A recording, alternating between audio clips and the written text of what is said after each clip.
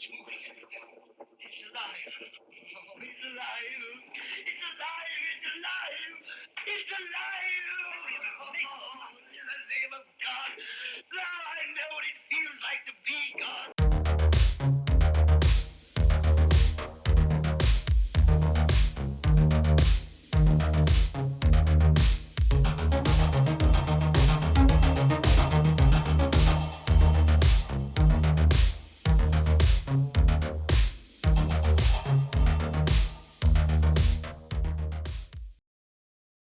Hello, friends and fiends. Welcome back to Blood and Guts presents another creature feature for your ears only. And with me, as always, is the main zombie himself, Matt. How's it going, Matt? Going great, Evil Adam. You know why? Why is that? Because we got another awesome classic that we're going to talk about tonight. You know what that is? What's that? Night of the Creeps. Night of the Creeps. One of my personal favorite movies of all time, ever, hands down. And I think you dig it. Oh, absolutely. Oh, yeah. So this is a classic Fred Dekker piece, also from the Monster Squad fame. Yes. And this one is just, it's so awesome. Like, where do we begin? It's film noir. Yes. It's 1980s. Cheese in a It's good way. 1980s cheese. It's sci-fi aliens. Mhm. It's zombies. It's everything you want, and then you didn't even know that you needed. So let's go ahead and break this down. Let's talk a little bit about Night of the Creeps. Absolutely. So, first thing we got to talk about is the cast itself. Fred Dekker done a great job of assembling like top-notch people. We got the legendary, the man, the myth, the The legend, legend, Tom Atkins. Tom the Man Atkins. Oh yeah, Playing the Detective Ray. Ray Cameron. And it was a nice touch what Fred Dekker done in this movie. Is you were talking about discussing earlier how he gave everyone like names of like horror movie iconic Yep. directors. So you got Jason Lively who's playing Chris Romero. Yep. Steve Marshall plays J.C. Hooper, and it stands for like James Carpenter. James Carpenter Hooper. Jill Whitley, Cynthia Cronenberg. Yep. David all Cronenberg, your right? So he's referencing all your favorite horror directors here with the names, and it's just kind of a little the tip of the hat. Mm-hmm. So it's great. And what can we say? You know, it starts out alien sci-fi. Mm-hmm. Shortly after, it turns into 1950s slasher. Yeah. You know, with Put Your Head on My Shoulder, Great song. Lover's Lane, kind of murder. Escape Mental Patient. Escape Mental Patient, which is one of the, and I was doing some research actually today on urban legends, and that is one of them, is The Hook, Yeah. kind of urban legend where, an escape mental patient has broke out, and they're on Lover's Lane. He's armed with a hook, kind of thing. So they're playing on folklore, they're playing on all that good stuff, and it's just such a great film. Oh, it is. Like going and touching on that a little bit. I love the part where she finally hears on the radio that there is an escaped lunatic after the cop done told them to go home. Yeah. And then she's like, Johnny, come back. We can go back to Lover's Lane. Yeah, I'll let you touch my breast. Or Yeah. something she says too. Something crazy like that. And so and the special effects in this one, they're not too over the top, although they are pretty awesome. Yes. It's very low budget, and it's almost like he kind of thought, how can I combine all these elements of a great film like noir, a great '80s like John, or kind of like that John 80s, Hughes, the John Hughes like element of this. Like, how can I combine like the two outcasts, who at the college who nobody quite understands.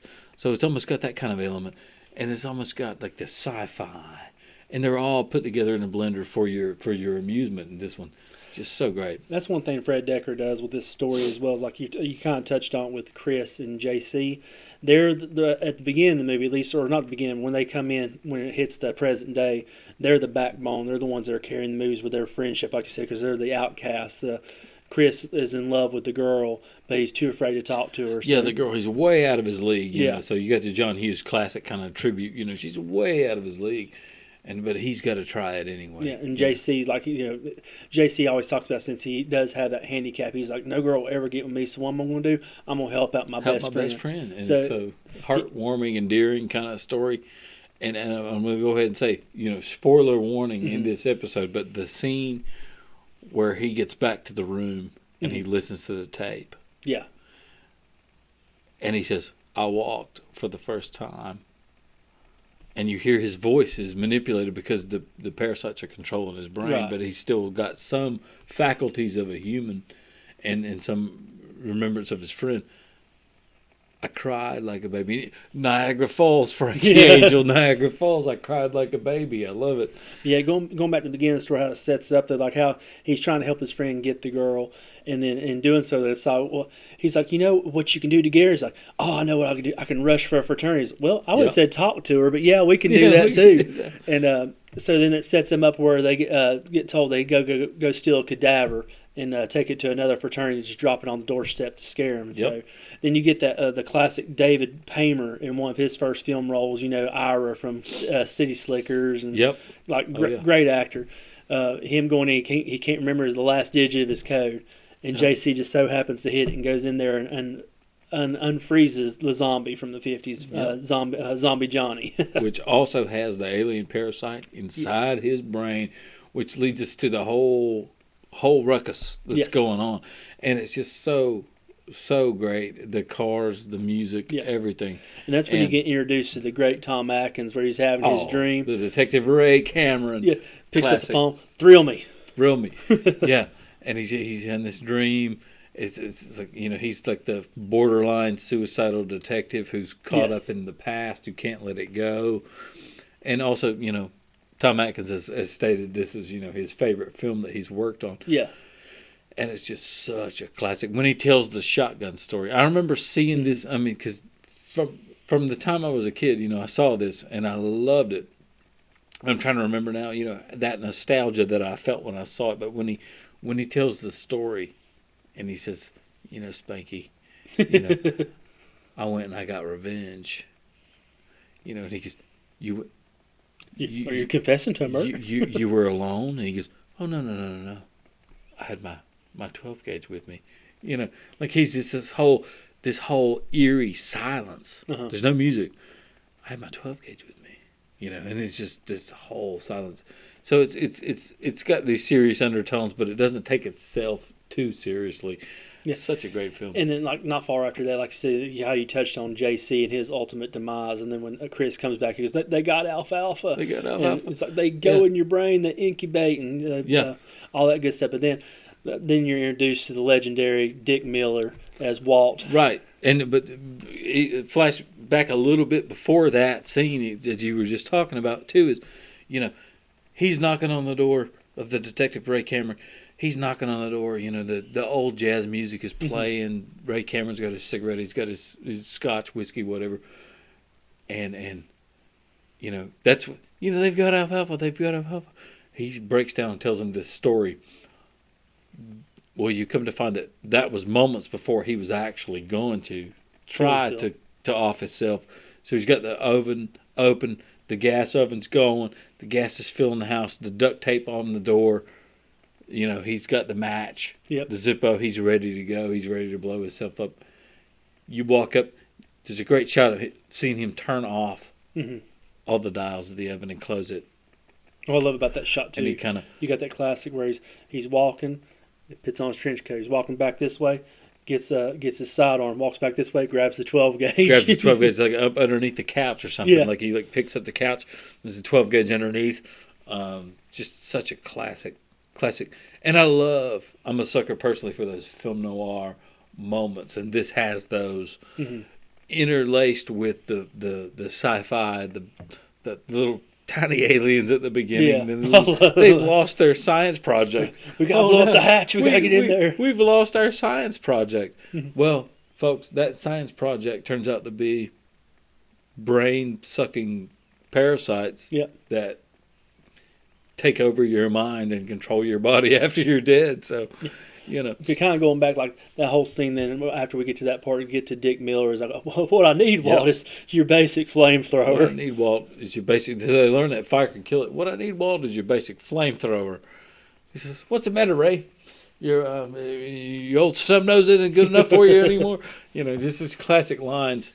And this, just what a great film. Yeah, and like just continuing along, like it's great to see. Like as it progresses the field, you have Brad, who's just like the ultimate The ultimate douchebag. '80s. So Yeah. he's your And '80s he's classic douchebag. Yeah, he's played by Alan Kaiser. Like I said, we were talking about earlier. I used to love him in a show Mama's Family, where he just played a complete doofus, but he does a Yeah. great job as Brad this, because you really hate him. And they talk about when they made the movie that he kind of stayed in character as like a method actor, so everybody in the cast hated him as well. You know, he's a classic '80s. Got your backwards sweater Yeah, tied around your neck, kind of like '80s douchebag. So yeah. But once they get to the final scene there, where Ray or the detective gets there with Chris, and they had the flamethrower going, but he goes in there. And they're like, "We're going to call the police." Good, call them now. call him now.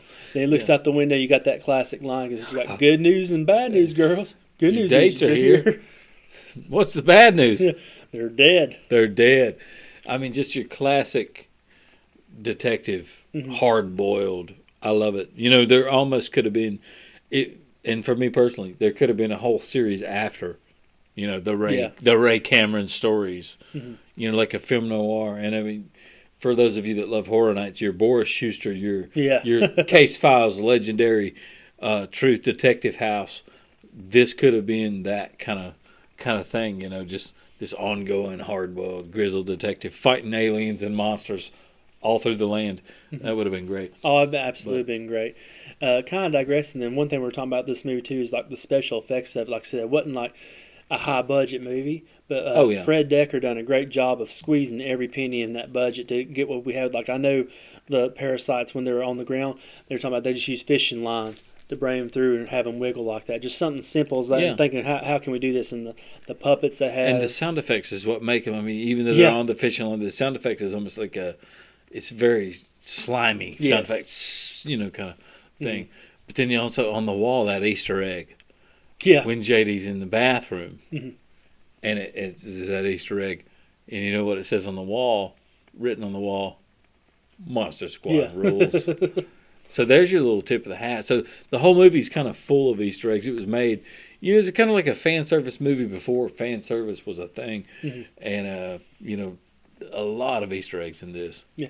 So. And like I said, the blood and gore was fantastic. I thought it had some amazing puppet work with some of the zombies. Yep. That zombie dog that they had in the movie was amazing. The cat, whenever she gets the cat, it looked great. And touching on what you said about the budgetary restrictions was also with a lot of the makeup guys decided, you know, we will be the zombies. Yeah, Howard Berger and all them were in there. Yeah, K&B and all those guys are like, well, we'll be the zombies and we'll do our own makeup, which they did. You know, you have some great makeup with the guy with he's like, his whole ocular cavity is gone. There's like all sunken in, like that's just beautiful shots like that.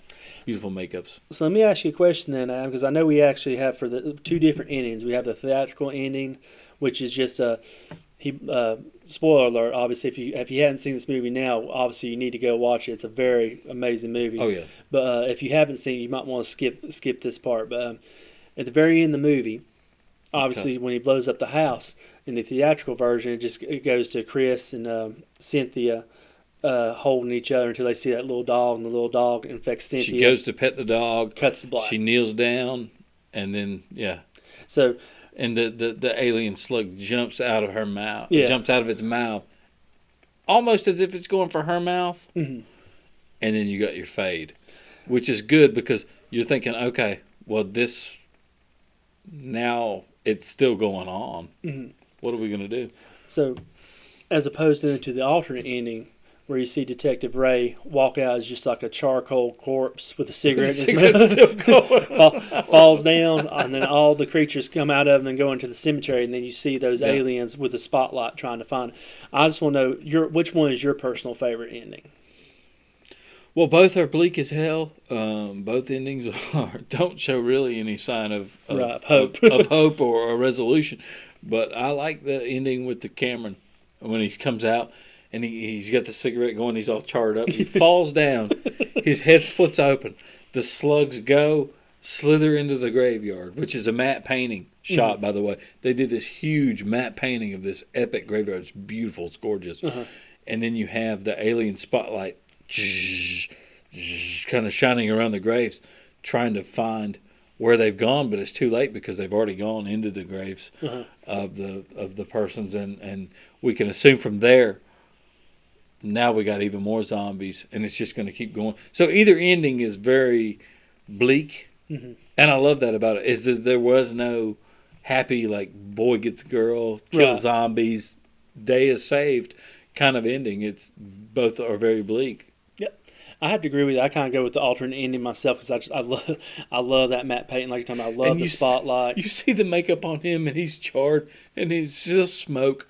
As he's walking, there's trails of smoke like coming off of him, and he's got the like half charred cigarette sticking out of his mouth. Because he's Tom Atkins, he's a badass, as he would, and when he just falls face forward. I love it. So lastly, kind of wrapping this up though, this movie here obviously has a cult status. Sadly, when it come out, it just come and went in theaters. It didn't even make $1 million. It only made like about $700,000 in the box office. So for me, like I'm assuming the same as you. I found it, and just in my video store, I hadn't even seen a preview for it, but the box art it was just so cool looking. I was like, I've got to check this movie out, and throughout the years, it's just developed a huge cult following. I actually seen some interviews with Jason Lively, who played Chris Romero in the movie, and he's talking about through the 80s and 90s, mostly people recognized him as Rusty Griswold from European Vacation. Yeah. And then he said just slowly now that's turned to where he's not even really recognized as Rusty. He's recognized for Night of the Creeps. And he talks about the huge following it has now, and rightfully so. And he's all them horror movie conventions. Said people just line up around the block just to have him sign posters, post for photos. And kind of like what you alluded to earlier, Tom Atkins says this is the best experience he's had filming a movie, and it's his personal favorite.